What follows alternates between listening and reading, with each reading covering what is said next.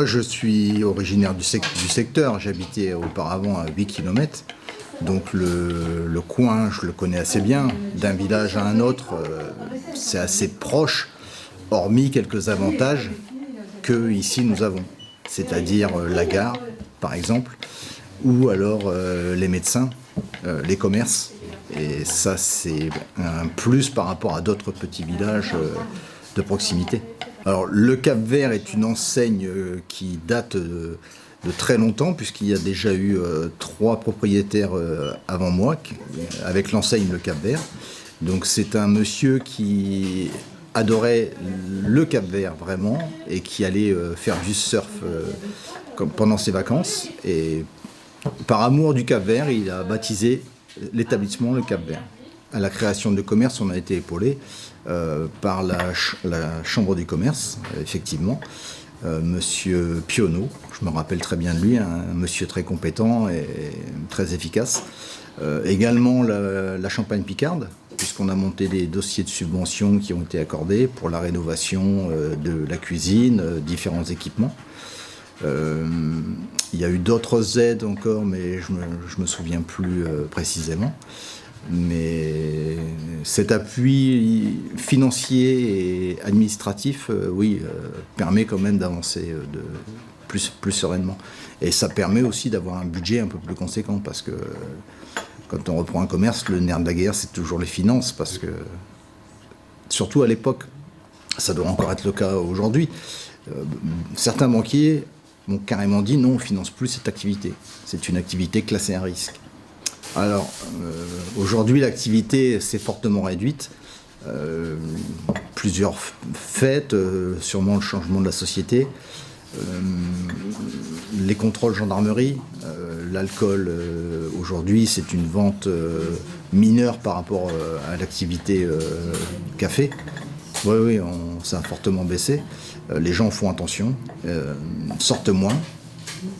Alors, est-ce qu'ils se voient sur les réseaux sociaux? C'est possible. Mais ils ont plus ce besoin de venir se rencontrer. Ça se traduit par une diminution drastique des établissements. Auparavant, il y avait 5 voire 6 établissements qui faisaient que bar ou restaurant. On est le seul pur et dur bar tabac à rester. Aujourd'hui, il y a un autre petit bar qui s'est ouvert dans la galerie d'Intermarché, mais ce n'est pas un bar pur puisqu'ils n'ont que la licence 3. Et on sent que d'année en année, nous ça fait 8 ans, donc d'année en année, le chiffre bar diminue. Et ce qui nous fait vivre, c'est le tabac. L'activité bar en elle-même n'est plus rentable. Si avec le bar, l'établissement serait fermé.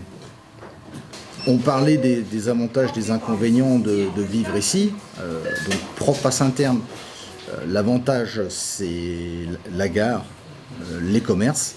Par contre l'inconvénient pour certaines personnes c'est d'y aller. Parce que Saint-Terme est une agglomération avec plusieurs entités, outre Ramecourt, et qui est assez éloignée de la gare. Quand on est à la proximité directe, c'est très facile. Quand on s'éloigne, c'est beaucoup plus compliqué. Et aujourd'hui, par exemple, la Champagne Picarde a mis en place un système de location de vélos électriques. Je serais curieux de savoir l'activité, ce que ça entraîne comme bénéfice pour la population. Étant donné le coût, je pense que instaurer une navette pour permettre de collecter les personnes âgées ou à mobilité réduite à certaines heures, bien sûr, avec un calendrier, mais leur permettre un petit peu de mobilité pour se rendre soit à la gare, soit dans les commerces de proximité, chez les médecins, ça aurait été un plus pour la commune plutôt que, par exemple, ces vélos qui, je peux me tromper, mais n'apporteront pas grand-chose.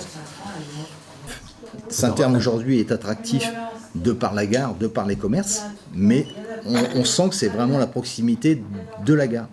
Si vous vous éloignez, moi quand j'entends des gens qui cherchent des appartements ou des maisons, quand on leur propose Saint-Terme, ils disent ah, c'est plus compliqué, parce qu'il y a ce problème de mobilité.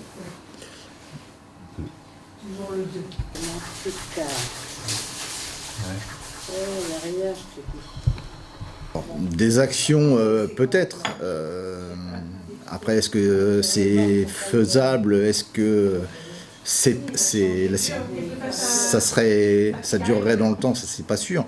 Mais un petit marché, des activités locales, quelques villages l'ont essayé. C'est pas forcément facile.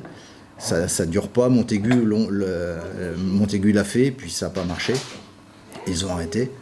Mais faire des événements qui puissent concentrer les gens, forcément pour le commerce c'est meilleur, puisqu'il y a beaucoup plus de présence.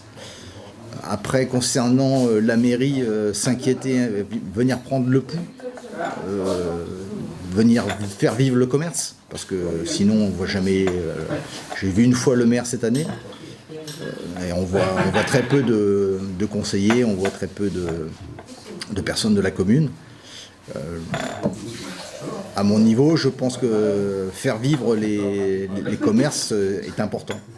De venir un petit peu prendre le pouls du village, c'est important.